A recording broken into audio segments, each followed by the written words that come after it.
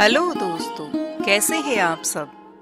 आज हम शुरू कर रहे हैं करवा चौथ की कथा। हिंदू पंचांग के अनुसार हर साल कार्तिक मास के कृष्ण पक्ष की चतुर्थी तिथि को करवा चौथ का पर्व मनाया जाता है।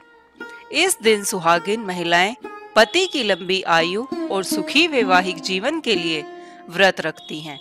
करवा चौथ पर शिव पार्वती जी की पूजा करने के साथ चंद्रदेव को अर्घ्य देने के बाद व्रत खोला जाता है। विधि विधान से पूजा करने के साथ करवा चौथ का कथा पढ़ना लाभकारी माना जाता है। मान्यता है कि करवा चौथ पर जो महिलाएं कथा पढ़ती हैं या फिर सुनती हैं तो उसे शुभ फलों की प्राप्ति होती है। आइए जानते हैं करवा चौथ की संपूर्ण कथा। बहुत पुरानी बात है।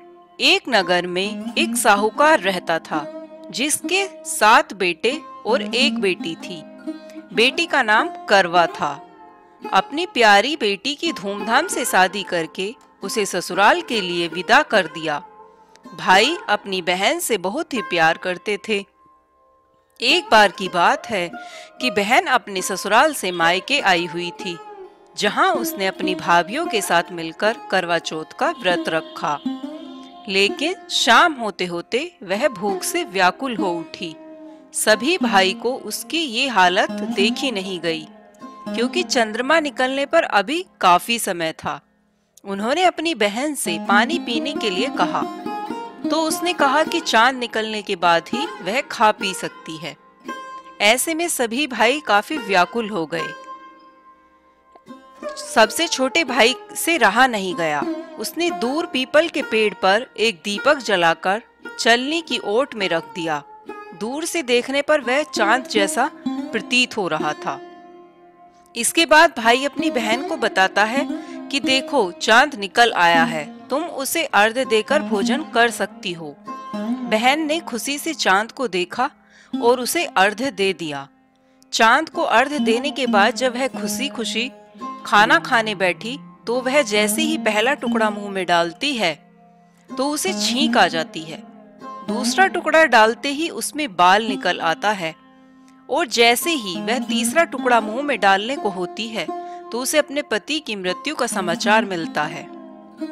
ऐसे में वह काफी उदास होती है। तब उसकी भाभी उसे भाई द्वारा की गई हरकत की सच्चाई बताती हैं कि उसके साथ ऐसा क्यों हुआ। करवा चौथ का व्रत गलत तरीके से टूटने के कारण देवता उससे नाराज हो गए हैं और उन्होंने ऐसा किया है। सच्चाई जानने के बाद वे निश्चय करती हैं कि वह अपने पति का अंतिम संस्कार नहीं होने देगी और अपने सतीत्व से उन्हें पुनः जीवन दान दिलाकर रहेगी। वह पूरे 1 साल तक अपने पति के शव के पास बैठी रही, उसकी देखभाल करती रही। उसके ऊपर उगने वाली घास को वह एकत्रित करती जाती है। 1 साल बाद फिर करवा चौथ का दिन आता है। सभी भाभियां करवा चौथ का व्रत रखती हैं और जब उससे आशीर्वाद लेने आती हैं तो वह प्रत्येक भाभी से यम सुई ले लो, पिए सुई ले लो, मुझे भी अपने जैसी सुहागिन बना दो, ऐसा आग्रह करती है। लेकिन हर बार भाभी उसे अगली भाभी से आग्रह करने का कह चली जाती है। इस प्रकार जब 6ठे नंबर की भाभी आती है तो करवा उसे भाभी से भी यही बात दोहराती है। भाभी उसे बताती है कि चूंकि उसके सबसे छोटे भाई के कारण उसका यह व्रत टूटा था, अतः उसकी पत्नी में ही शक्ति है कि वह तुम्हारे पति को दोबारा जीवित कर सकती है। इसलिए जब वह आए तो तुम उसे पकड़ लेना और जब तक वह तुम्हारे पति को जिंदा न कर दे उसे छोड़ना नहीं। ऐसा कहकर वह चली जाती है। सबसे अंत में छोटी भाभी आती है। करवा उनसे भी सुहागिन बनने का आग्रह करती है, लेकिन वह इधर उधर की बात करने लगती है। इसे देख करवा उन्हें जोर से पकड़ लेती है और अपने पति को जिंदा करने के लिए कहती है। उसकी भाभी उससे छुड़ाने के लिए नोचती है, खसोटती है, लेकिन करवा नहीं छोड़ती है।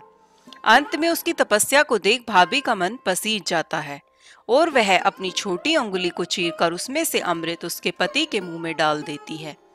करवा का पति तुरंत श्री गणेश कहता हुआ जीवित हो जाता है। इस प्रकार प्रभु कृपा से उसकी छोटी भाभी के माध्यम से करवा को अपना सुहाग वापस मिल जाता है।